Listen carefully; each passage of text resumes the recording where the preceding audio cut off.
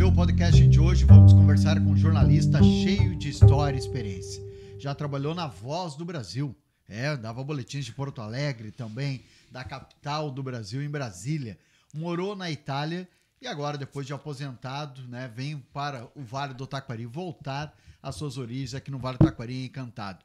Sérgio Sepe, mas em Encantado é Sepe. Sérgio, como é que tá? Tudo bem? Tudo bom, Joel? É um prazer muito grande aqui participar do teu programa, né? Realmente, desde Encantado sempre é Sepe, né? E quando eu vim estudar em Lajeado, eu fiz 2 anos de Castelinho, do curso científico. Então nós vínhamos de ônibus de Encantado para Lajeado, pela estrada antiga, não tinha, né?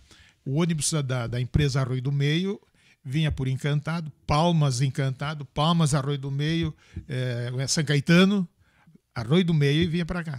E eram tantos alunos fora de Lajeado que a nossa escola, o diretor era o saudoso Ney Arruda, né? Ney Santos Arruda. E na nossa sala de aula, o tinha menos gente, era de Lajeado, porque era assim, Encantado, Arroio do Meio e Estrela. Era o pessoal que a gente convivia. Aí era CEP e ficou. E depois... E quando eu já antes de ir para a Voz do Brasil, eu fui em 78 para a Assembleia. Eu fui convidado para montamos uma estrutura voltada para a imprensa do interior. Assembleia Legislativa do Estado. Isso aconteceu porque é o seguinte, eu comecei no jornalismo, mesmo no Jornal Opinião em Encantado.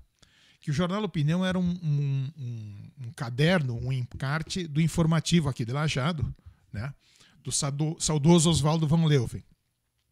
E aí eu participava da DJORI, Associação dos Jornais do Interior, e depois, quando eu fui a Porto Alegre para então sair da FATES, que era a precursora da Univates, onde eu fazia letras, mas não concluí o curso, porque me transferi para a Unicinos para fazer jornalismo. Aí sim, eu concluí o curso de jornalismo na Unicinos.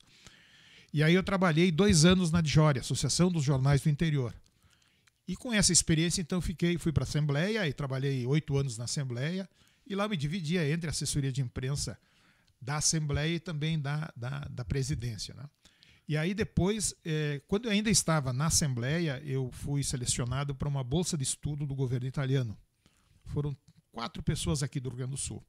Então eu fui para Milão, onde fiquei 1 ano lá fazendo um curso de especialização em jornalismo. Porque a estrutura de universitária na Europa não tinha, eu não sei se hoje existe, o curso de comunicação social como nós temos aqui. Os nossos cursos de comunicação social é publicidade e propaganda, relações públicas e jornalismo, né? Uma dessas 3. Agora, quando tu chegou na Itália, que é a terra de onde veio os teus pais, né? Exatamente. Como é que foi essa emoção para ti voltar para tua terra? A primeira coisa que meu pai me disse, ele disse assim, tu vai lá para estudar. Depois, quando tu tiver uma folga na faculdade, tu pega um trem e vai para... Que a minha família, eu não tinha já os avós na época, né? Mas tenho tios, eu tenho até hoje tios e primos e tal, que é na província de Trento. Isso fica em torno de 300 e poucos quilômetros de Milão.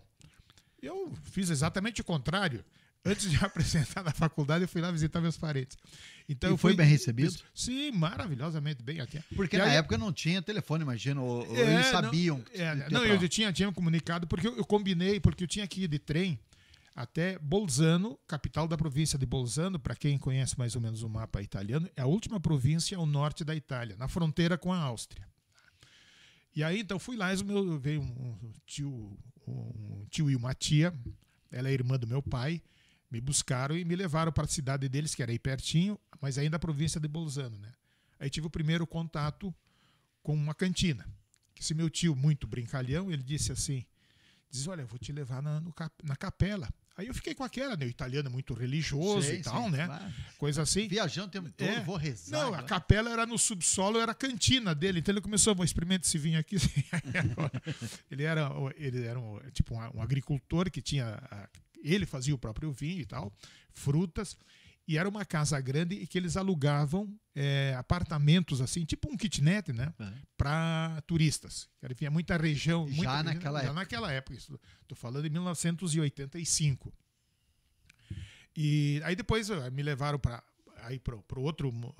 outra província, que fica na fronteira, né? que aí a localidade se chama Rufremêndola, é o Val d'Inon. O Val d'Inon seria tipo assim o Vale do Taquari deles lá, né? E aí na província de Trento e tal. Então eu ficava durante a semana em Milão estudando na faculdade, e fim de semana então ia para lá com os parentes. E lá então sempre me levavam passear para cá, para lá e tal, né? Bem recebido. Sim, maravilhosamente. Eles só eu impressionei pelo meu tamanho, né? Para quem não me conhece, eu tenho 1,90 m. E as minhas tias eram todas baixinhas. Então, a primeira coisa que a minha tia vai me receber na estação ferroviária assim: mas Sérgio, como sei grande? Será que é sepe? E lá é mais sepe, realmente. A família não é muito grande na Itália, mas aí nessa região, quem é, por exemplo, assim, que acompanha tênis, até há poucos anos atrás, tinha o tenista número 1 da Itália, agora o tênis italiano está em alta de novo, se chamava Andrea Seppi. E aí me perguntavam se era meu parente. Aí eu consultei. Olha, Seppi é daqui da região. Você vai pesquisar, deve ter um parentesco. Sim. E tal, né? Porque essa região de Trento, muita gente que deve estar ouvindo aqui vai se familiarizar. É uma região que até a Primeira Guerra Mundial pertencia ao Império Austro-Húngaro. Então, que hoje a região eles chamam de Alto Adige, que é a província de Bolzano, que é germânica, assim, culturalmente, tanto é que as placas lá são bilíngues, em alemão e italiano, e a província de Trento, que sempre foi italianizada. Tanto é que na Primeira Guerra Mundial, o meu nono, pai do meu pai, lutou na Primeira Guerra como soldado do Império Austro-Húngaro contra os aliados, que na época era a própria Itália. Aí, terminada a guerra, essa região foi anexada à Itália, e essas duas províncias têm uma certa autonomia, o que outras províncias da Itália não têm. Isso, para eles, dá muito dinheiro, quer dizer, porque muito do que eles, digamos assim, arrecadam de impostos permanece na província. As outras têm que mandar tudo para Roma e depois ser redistribuído. É mais ou menos a reclamação como a gente faz aqui na nossa federação. Vai para Brasília, depois os políticos toda semana têm que ir lá negociar e pressionar e tal. Então essa é uma particularidade que teve. E essa região ela é muito desenvolvida, assim. Até esses dias eu li uma matéria aí de um jornal italiano. Bolzano, a capital da província de Bolzano, é considerada uma das cidades de melhor qualidade de vida da Itália, né? Bom, então tua família veio lá bem, né? Veio para cá para trabalhar, investir ou fugido? Como é que foi? Porque a gente... porque é o seguinte, digamos assim, podemos dividir a imigração italiana em 2 ciclos, né? O primeiro que começa lá por 1870, tá? E o segundo que, digamos, é depois da Primeira Guerra, tá? Depois da Segunda Guerra. Esse primeiro ciclo, quando começa a guerra, foi a grande imigração da Itália. Eles falam em torno de 30 milhões de italianos que saíram da Itália. Não só para a América do Sul, né? Foram para Estados Unidos, Austrália e assim por diante. Porque tinha a unificação da Itália foi em 1860, mais ou menos, né? Porque a Itália era um conjunto de reinos. E aí conseguiram a unificação, mas tinha muita miséria, muita fome. Então aí essa primeira imigração começou a sair. Até tem eu até anotei aqui para falar. Deixa eu ver se eu acho aí agora, não me perdi, tá aqui. Porque o Brasil, o governo imperial fez uma campanha para receber esses imigrantes. E a campanha do Brasil é dizer o seguinte: venham construir os seus sonhos com a família. Um país de oportunidade, clima tropical e abundância, riquezas minerais. Do Brasil vocês poderão ter o seu castelo, o governo das terras e utensílios a todos. Então, isso era uma publicidade lá na Itália. Lá na Itália, na Europa. Que o Brasil enviava para... E motivando para vir para cá. Porque a nossa... Nós comemoramos 150 anos da imigração italiana. Agora, né? Há poucos dias. Então, vou fazer um parênteses que a gente falava da Itália, que foi as primeiras famílias que vieram para Nova Milano em Farroupilha, né? Que eram as famílias que a gente encontra ainda descendentes aqui. Era a família do Tommaso Radaelli. Por Radaelli Encantado tem os borbotões, né? Cheio de Radaelli. A família Sperafico, que também se encontra no Vale, mas na região alta, e a família Cripa, que também se encontra em Encantado. mas principalmente os Radaeli. Que Isso tem foi bastante. em 1875. Então por eles vieram porque estavam passando dificuldade, foram. Exatamente. E esse comercial do Brasil disseram, venham para cá. Que é um Eles país vieram. novo, exatamente. Que vinham de barco, inclusive. Né? Vinham de barco e era uma viagem que muitos não sobreviveram. Sofrida, né? Sofrida, muitos morreram. Meses. Então imagina, no meio do oceano, morria alguém, o que faziam? Não iam Jogava no guardar, mar. mas jogavam no mar. Né? Então era uma viagem assim. E era paga, sabe? Se era paga essa viagem para poder vir? Eu acho, não era meio assim subsidiada, eu acho. Eu não tenho muitas informações, né, nessa área aí, né? Mas por exemplo, o seguinte, como esses imigrantes vinham para cá, e aí coincide com a fundação que não pode ser dissociada da congregação escalabriniana, que é a fundação de João Batista Scalabrini, que foi santificado em 2022, se não me engano, que é Giovanni Battista Scalabrini, que ele é considerado o patrono, o pai, para alguns é o mártir dos imigrantes, porque essa congregação ela foi de apoio a esses imigrantes. Esses imigrantes chegaram aqui, não tinha nada. Não tinha nada. Assim, eles não tiveram apoio nem da Itália e um pouco de apoio aqui do Brasil, assim, mas o Brasil, imagina, em 1875, o que tinha para oferecer? Sim. Não tinha muito. Nem ferramentas adequadas, nada, a história mostra isso. Então, esses imigrantes, né, tiveram desses padres, e aí tem relatos depois, porque o Monsenhor Scalabrini, em 1904, veio para o Brasil e veio para Encantado. Tá? E aqui entra um livro que eu até vou mostrar aqui, alguém se interessar, que se chama História Dimenticata. A História Esquecida, é a tradução desse escritor Delício Villa, que já é falecido. Ele esteve em Porto Alegre em 93, quando ele me deu esse livro, e é todo em italiano. Quem se interessar, é só dar uma pesquisada na internet, tem um estante virtual, encontra esse livro, assim, que para mim assim, é uma obra definitiva sobre imigração italiana. Que não tem traduzido ainda, né? Eu acho que não tem traduzido. Porque a editora italiano que lançou isso aí, ela não existe mais, que é a Sagra de Celusato Editores. Mas aí, falando desses imigrantes, né? Essa imigração, o livro trata disso, que é mais ou menos o seguinte, é um livro crítico à sociedade e à política italiana. Porque quando eles saíram da Itália, eles não tiveram nenhum apoio. Porque eles resolveram 3 problemas para a Itália. Primeiro, resolveu o problema dos que foram embora. Ó, bênção e tchau. Vou embora e pronto, não deram nenhum apoio, nada. Até porque, como a Itália está passando problema, ou seja, menos gente para comer e para a gente Esse cuidar. foi o segundo problema resolvido. Os que ficaram, digamos, diminuiu a pressão social, né? E o terceiro, que não é muito explorado, é que foi o dinheiro que esses imigrantes mandavam para as famílias. O livro assim não é muito claro como era feito isso. Evidentemente não tinha o Pix, sistema bancário, não tinha Pix nem parecido, tinha. nada, né? Então, como eles mandavam esse dinheiro para a Europa? Mas eu acho que é mais para o pessoal dos Estados Unidos, né? Porque os caras que vieram aqui para o meio do mato, o que eles iam mandar, né? Eles tinham que comer para sobreviver. E esse dinheiro ajudou a reerguer a economia italiana, tanto é que o ministro da Fazenda da época disse assim, questo è un ruscello d'oro. Ruscello d'oro, a tradução é, digamos assim, esse é um riacho de ouro, que ajudou a reerguer a economia italiana. Quando meu pai veio para o Brasil em 49, aí já é um outro tipo de imigração. Tá?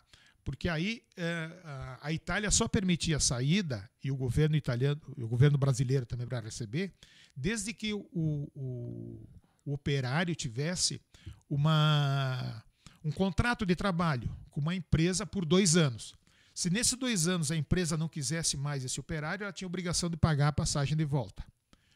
E aí estava sendo construída, implantada, melhor, foi fundada em 47, a Cooperativa de Encantado, que na época era Cooperativa dos Sinocultores de Encantado Limitado. Hoje é a Cooperativa Dália Alimentos. Tá? E o meu pai veio em 49, maio de 49, e aí para trabalhar na construção da cooperativa. Ele era pedreiro de formação, então veio ele E um primo dele, o Vitorino Sepe, o nome do meu pai era Silvio Sepe. O Vitorino Sepe, que era eletricista e também trabalhou na cooperativa. Só que ele saiu depois e o meu pai ficou até se aposentar, lá 35, 40 anos. Mas só que daí tem uma particularidade. A cooperativa não estava ainda devidamente registrada. Então, o contrato de trabalho que eu tenho lá em casa, que eu já combinei com o Gilberto Piscinini, o presidente da cooperativa, vou doar para eles, para o museu, que é o contrato de trabalho dele, que é assinado por ele e pela empresa JB Marques e Companhia Limitada, que é o João Batista Marques, o fundador da cooperativa. Ele tinha uma empresa registrada e essa empresa se responsabilizou. Isso foi feito no cartório de Encantado, na época, em 1949, né? E assinada pela tabeliã lá de Encantado, que era uma senhora Peretti de sobrenome, família tradicional de Encantado, com duas testemunhas, que é o Fiorindo Tché, que eu acho, eu não quero dizer, que é o bisavô do Guilherme Tché, o vice-prefeito aqui de Lajeado. E o João Alberto Schaeffer, que seria o pai do Carlos Cali Schaeffer, advogado que faleceu recentemente, lá, um grande amigo, enfim. São particularidades que todo mundo tem.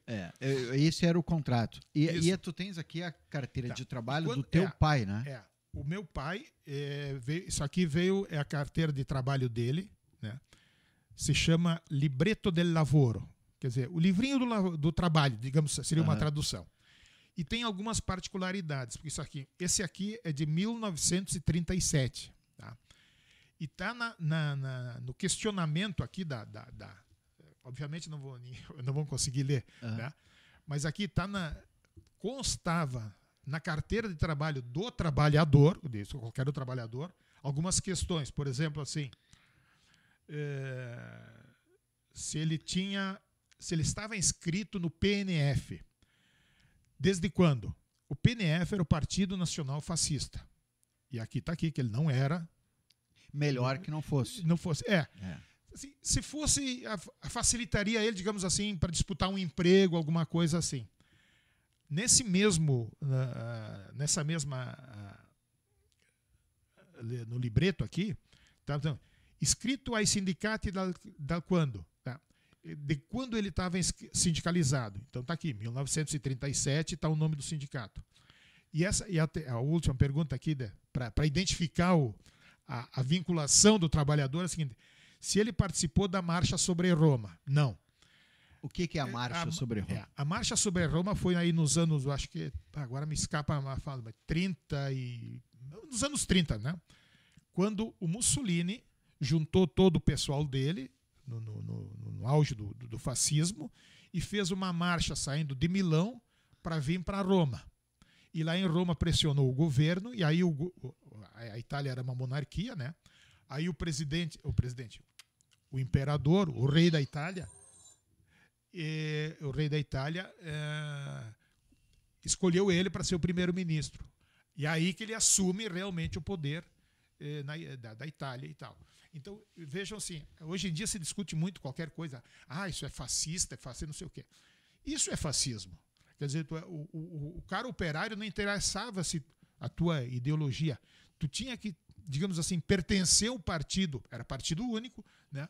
Para te poder ter vantagem na disputa por um trabalho, por coisa assim, né? Para ter facilidades de estar próximo ao poder, coisa assim. Algumas curiosidades da época, né? Como é que era a Itália e, na verdade, não só ela, a Europa como um todo, né? Isso. E aí começa a guerra.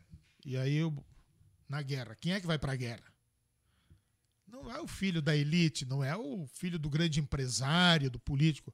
É o pessoal lá do interior, filho do trabalhador, de agricultor e tal. Esses que vão para a guerra. Esses que vão para a guerra. Então, como eles já tinham experiência da Primeira Guerra, né? Porque na Primeira Guerra aí tem uma particularidade com o meu avô. E quando eu estava lá, nós fomos fazer uma viagem lá e tal, e um tio meu me mostrou uma construção semi-acabada. Ele disse assim, não, esse aí o nono trabalhou. Eu digo, como assim? Ele ficou ferido assim, muito gravemente na Primeira Guerra, e aí, na Primeira Guerra, estavam lá tirados, isso aí vão morrer, deixa aí, né? E passou um enfermeiro que conhecia ele, era de uma cidade vizinha. Disse, não, mas esse aqui é o Lourenço, que meu segundo nome é Lourenço, em homenagem a esse meu avô. Não, vou levar ele para o hospital. Levou ele para o hospital, ele ficou lá uns meses, se recuperou e teve que voltar para a guerra. Aí ele estava trabalhando na construção seria tipo como é que eu vou dizer assim, um edifício lá específico para a guerra, para botar um armamento lá, alguma coisa assim. Mas aí a guerra terminou, eles não chegaram a terminar. Aí ele volta para casa. Aí começa a Segunda Guerra. Aí, se ele aparecesse trabalhando, né, porque eles eram agricultores, se ele aparecesse trabalhando, eles iam levar ele para a guerra de novo. Então ele tinha que plantar algumas coisas assim. Lá eles comem muita batata, né? Então porque é região de montanha, né? Então aí ele trabalhava à noite lá na coisa para plantar um pouco de batata, tinha 2, 3 vacas lá para se aquecer e tal. Aí vem a Segunda Guerra, aí meu pai era o filho mais velho, 18 anos, e teve que ir para a guerra. Então, foi convocado e tal. E aí, na guerra, assim, para resumir um pouco, começou a crescer na Itália, eles chamam dos partisans, que é a oposição ao Mussolini para terminar, para a Itália sair da guerra. A ideia é assim, nós largamos isso aqui, né? Ficam os alemães e os aliados aí brigando e tal. E aí conseguiram derrubar o Mussolini. O Mussolini foi preso aí na região do Abruzzo, del Gran Sasso. Gran Sasso quer dizer a Grande Pedra, que era uma região aí no centro da Itália, um monte muito alto, que era de turismo. E aí tem uma particularidade que o Hitler gostava muito do Mussolini. Ele era um admirador do Mussolini, das suas ideias e tal. E aí já tem um livro editado sobre isso, que vem soldados alemães, emplanadores, descem nessa montanha, resgatam o Mussolini e levam ele embora para a Alemanha. Sem dar um tiro, não mataram ninguém e tal.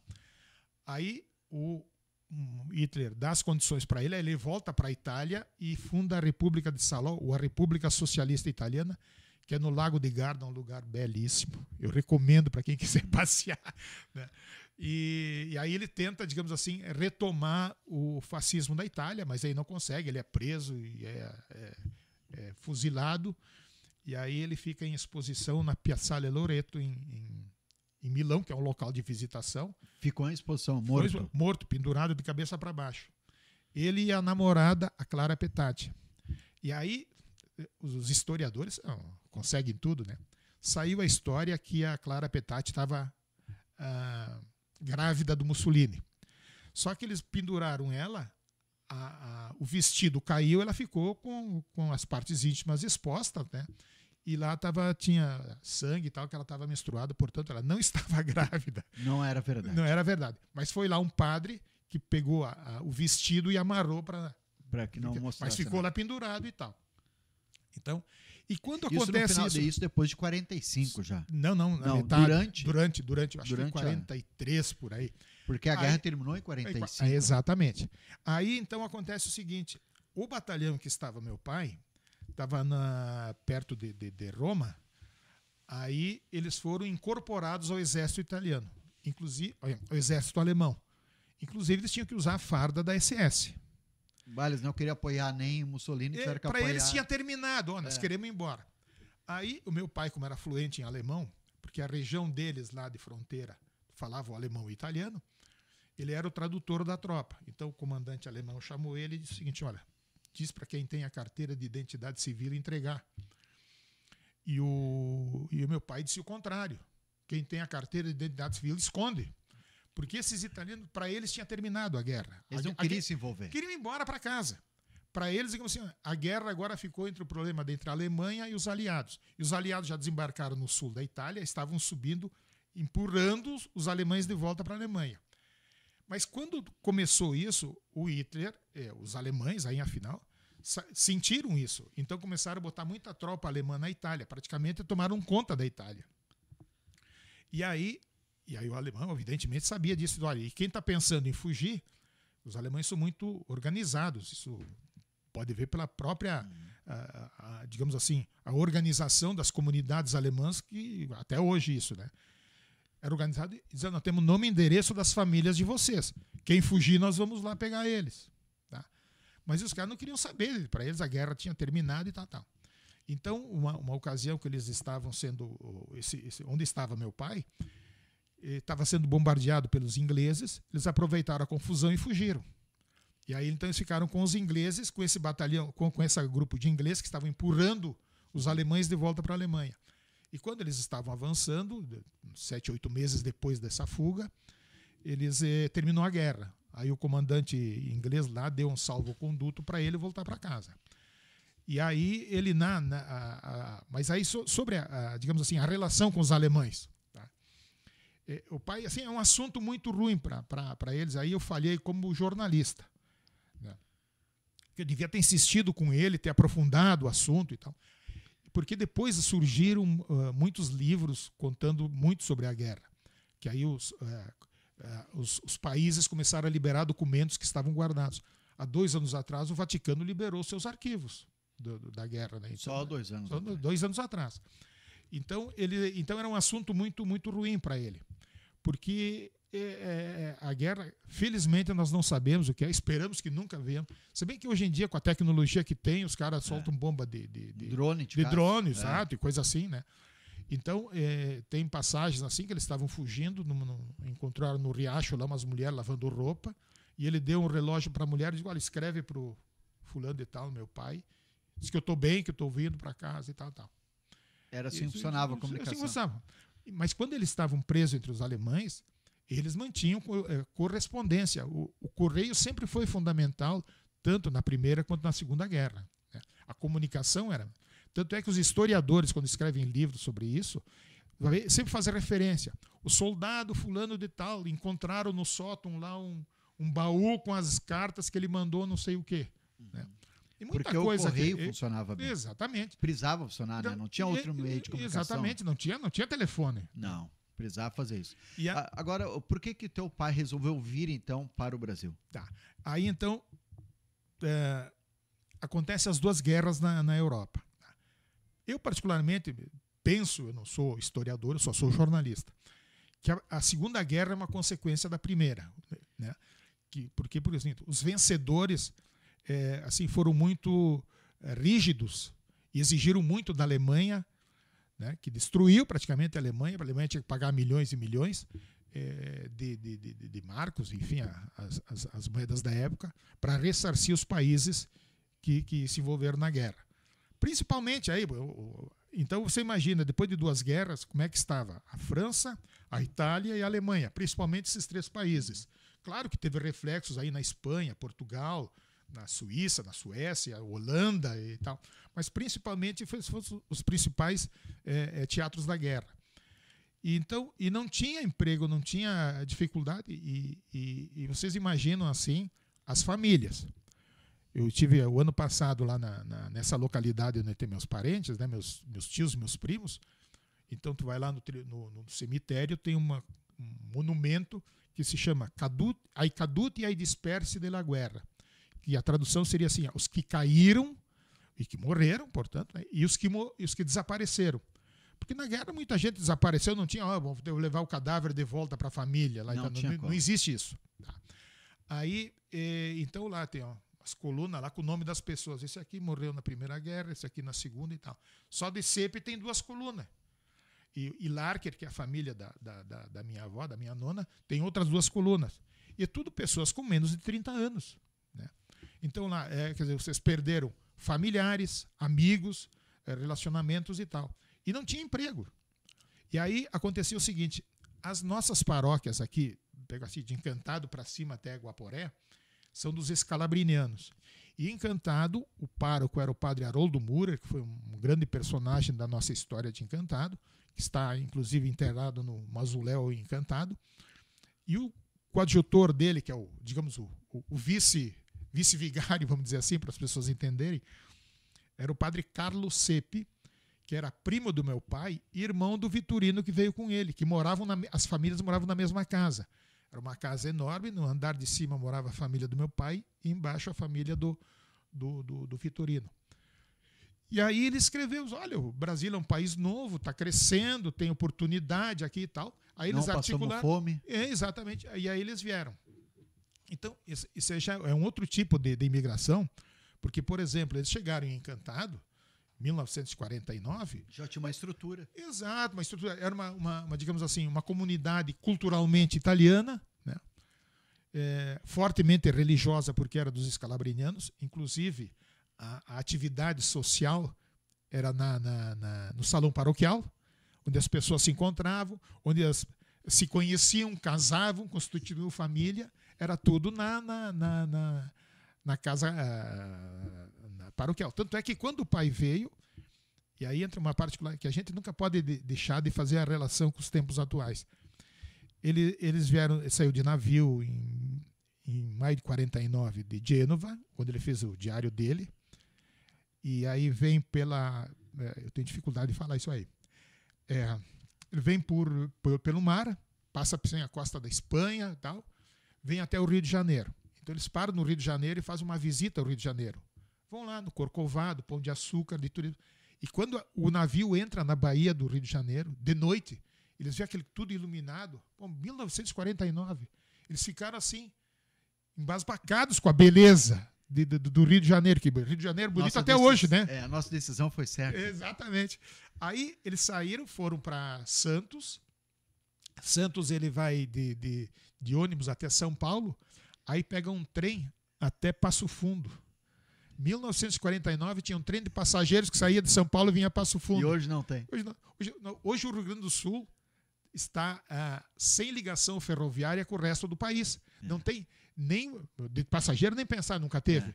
Né? Tanto é que, por exemplo, no transporte de mercadoria não dá, porque ainda em consequências da enchente do ano passado. Mas está uma briga entre aspas. O nosso pessoal aqui, que é do Trem dos Vales, está acompanhando. O vice-governador, o Gabriel Souza, está à frente disso.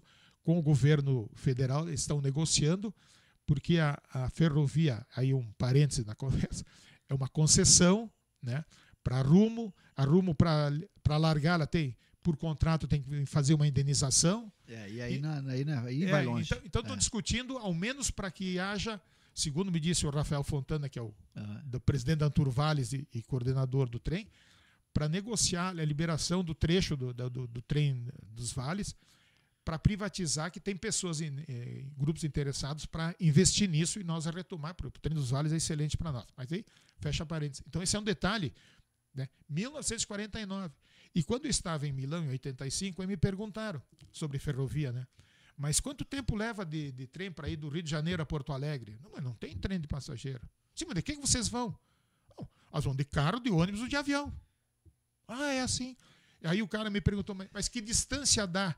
1.500 quilômetros. É como você sair do norte da Itália até o sul, na Sicília.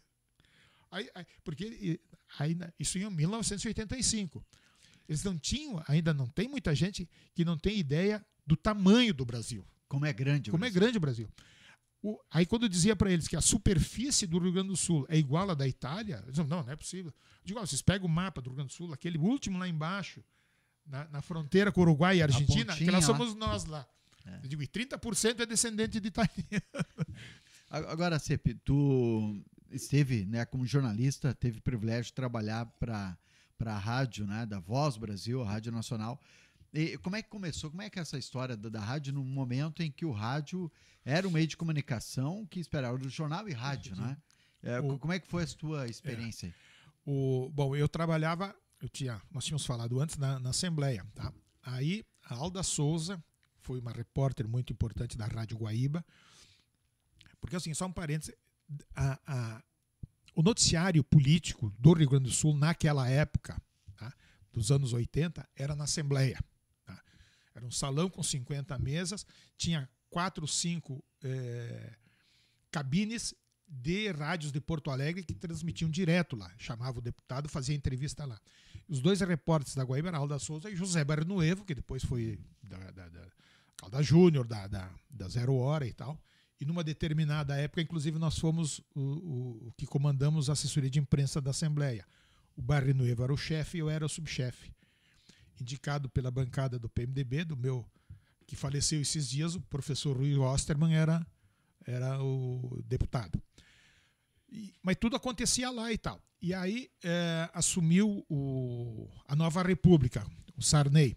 O ministro da Justiça era o Paulo Brossard. E a Voz do Brasil na época era a IBN, Empresa Brasileira de Notícias, vinculada ao Ministério. Então ela passou a ser, digamos assim, quase vamos dizer, um cargo de confiança do PMDB. E a Alda Souza conhecia meu trabalho lá, me convidou para mim ir para a Voz do Brasil. Então aí eu trabalhava na Voz do Brasil de manhã até as 3 da tarde. E aí eu comecei, como eu conheci na Voz do Brasil, os mais antigos vão lembrar do Clóvis Rezende, que era do esporte da Rádio Guaíba. Ele era também o chefe de jornalismo da TV Guaíba. Aí me levou para a TV Guaíba. Aí eu fiquei 2 anos na Guaíba fazendo esporte, na TV Guaíba. Na TV, daí. Na TV. Tá, então aí dava para conciliar os dois, porque digamos assim, o período de trabalho do jornalista era 7 horas. Então, aí não tem problema. E foi uma experiência Mas a Voz do Brasil, na época, ela funcionava da seguinte forma. Ela era digamos, a agência de notícias oficial do Brasil.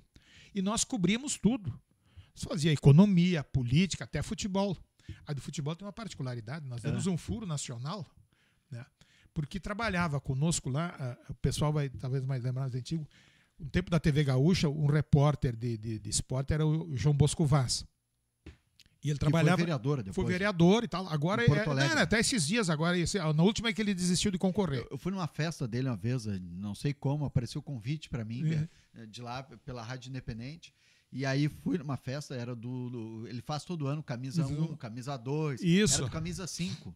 E aí tava o Felipe Scolari, entrevistei, o Dunga, né, vários. Eu disse, para que eu tô fazendo aqui no meio da... Não sei como chegou um convite. E aí eu soube quem era o Vasco, eu não sabia. E depois ele seguiu fazendo o programa independente também. Ele lançou 2 livros, o Pisando na Bola 1, Pisando Bola na 2, contando só particularidades assim de jornadas esportivas, de jogador e tal. Muita resenha. Muita coisa assim. E o Bosco, nós recebemos material de uma agência de notícias de Portugal. E aí veio a notícia daquele caso que teve dos jogadores do Grêmio na Suíça, que teriam abusado de uma menina. Sim, lá, tá? Aqui até hoje o Cuca, o treinador, se incomoda com essa história. Aí ele pegou e disse, mas olha aqui. E botamos Saiu na Voz do Brasil. Saiu todo o nosso noticiário, né? Naquele tempo não tinha rede social, nós fazíamos. Os assinantes da Voz do Brasil recebiam, né? E aí que nós demos o furo daquele caso. Aí sim, aí depois os nossos jornais daqui e rádios exploraram e tal. Mas a Voz do Brasil então tinha o seguinte, a gente cobria tudo. E era uma coisa extremamente profissional, porque quando eu entrei lá, o chefe de reportagem era o Marcelo Reck, que depois foi repórter especial do Correio do Povo, foi editor-chefe do Correio do Povo, e, aliás, da 0 Hora. Hoje ele é colunista, ele só escreve na 0 Hora nos finais de semana.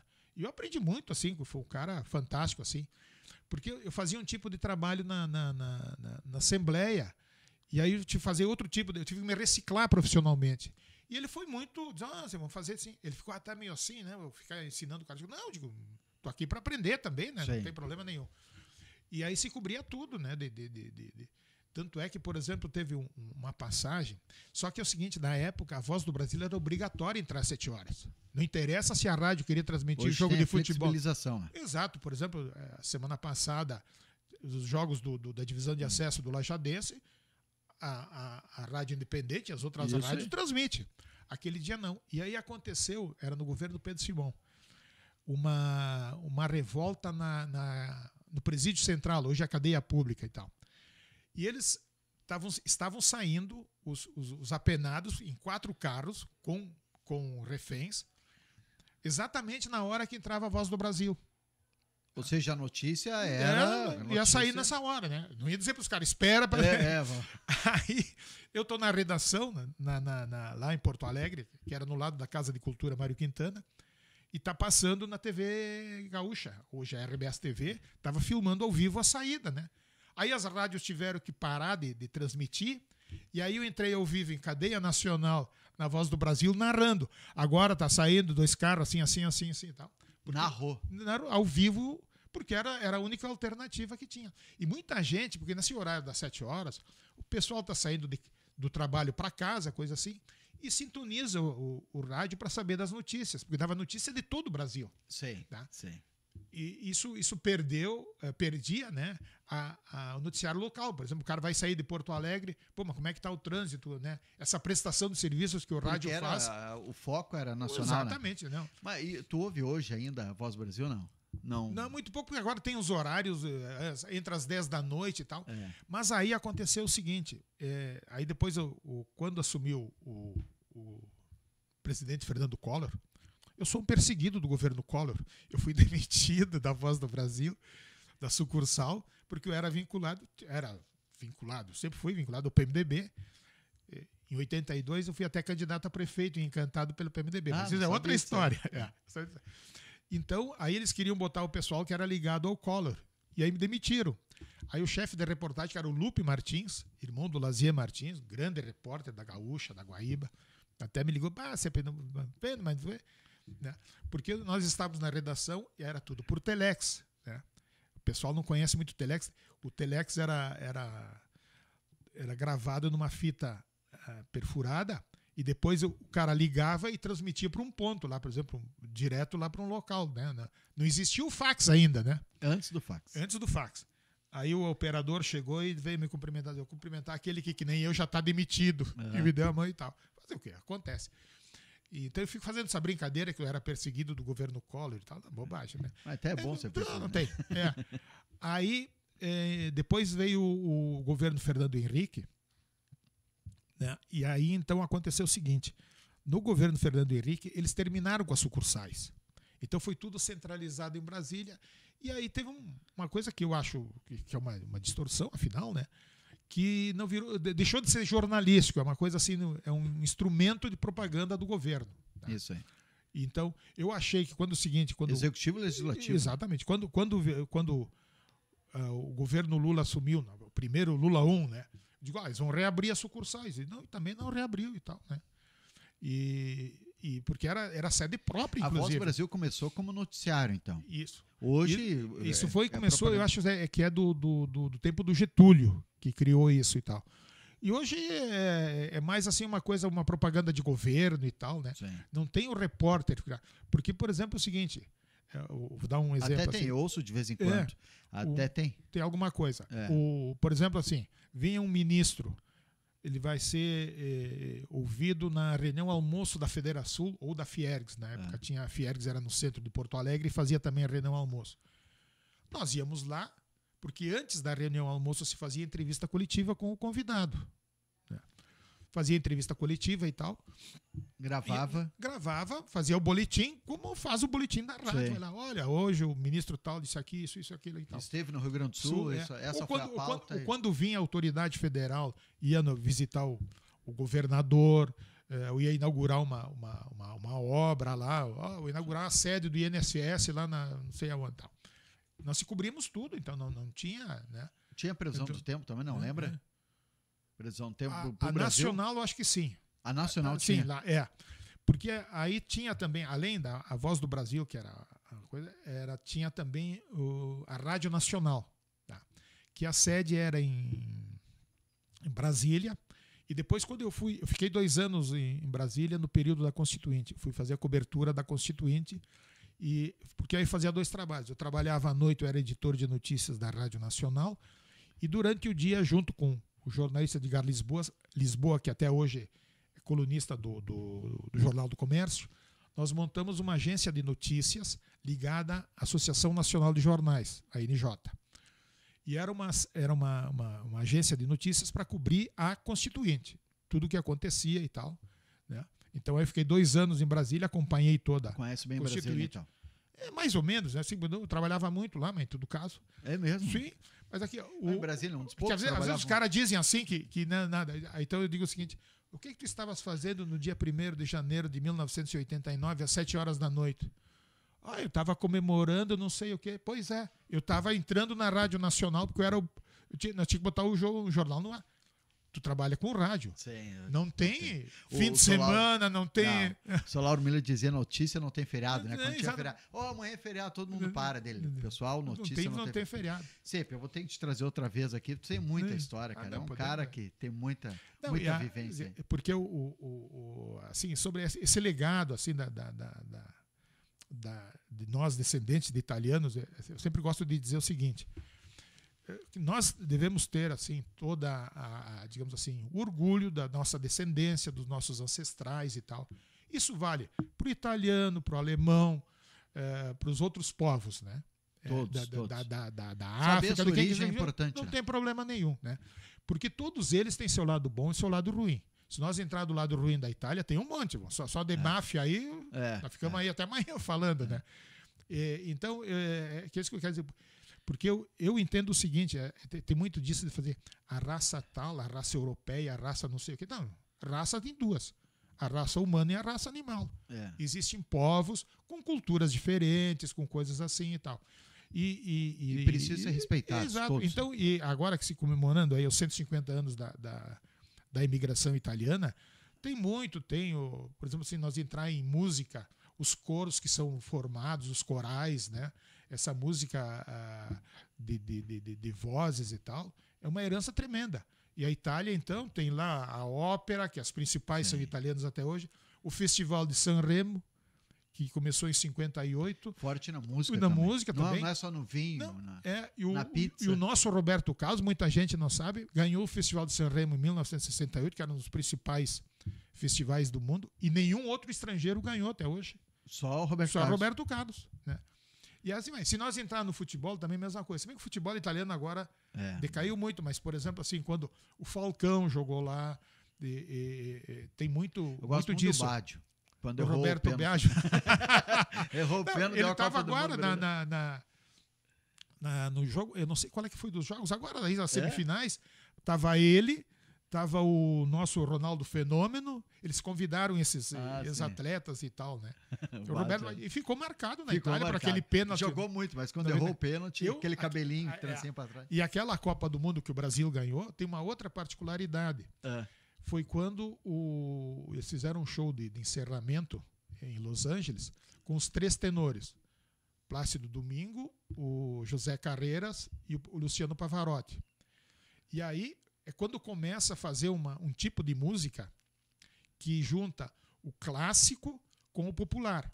E aí eles cantam Aquarela do Brasil. Eles cantaram as músicas dos clubes, né? Dos países. E aí cantam a Aquarela do Brasil, os 3 tenores. E depois, anos depois, eles vieram a São Paulo, e eu não sei se onde é que foi em São Paulo, mas enfim, aí eles cantam de novo e a massa vai à loucura e tal, né? Muito bom. Sepp, muito obrigado. Tua presença. Eu que agradeço quando Tem que trazer mais vezes, ou aqui ou na rádio, já esteve comigo na rádio, tem que trazer quando tu quiser. Cafezinho. Não tem problema. A minha agenda está bem tranquila. Agora está aposentado, está de bem, morando aqui pertinho. Aliás, eu tempo que dizia o seguinte, né? Mas como é que tu saiu de Porto Alegre, agora Encantado? Eu nunca saí de Encantado. Eu só ia trabalhar fora. Agora voltei para as origens. Tanto é que tem lá a minha turma, meus amigos, as nossas confrarias e tal, né? Aliás, eu tenho um compromisso de noite. Falando em confraria, eu acho que vou passar lá na rádio para dar um puxão de orelha no Rudimar Piscinini. Vai lá. Ele deve estar agora tomando um cafezinho e conversando, contando piada nos corredores lá. Aquela mala sem alça lá. Isso. Bolinha, você chama de bolinha, né? Nós estamos pressionando, porque ele ficou de vir Encantado. Ele e o Jaci, né? O Jaci Preto. Grande figura. Bom, este Sérgio Sepp, jornalista, né? Uma história fantástica aí, jornalista que trabalhou em vários segmentos, trabalhou no jornal. Não quis estudar, né? Vira jornalista. Não, estudou bastante, estudou fora do Brasil, na Itália. E jornalista adora fazer essa piada. Eu não estudei para ser jornalista. Fica fumando, bebendo e escrevendo, né? Sérgio Sepp, obrigado. Se inscreva no canal, o podcast, compartilha, dá o seu joinha, né, Sepp? E aí vão compartilhar essa tua história pro mundo. Mundo. Tá bom? Quem será que semana que vem vai estar sentado aqui no lugar do Sérgio? Bom, aí tem que aguardar aqui para ver.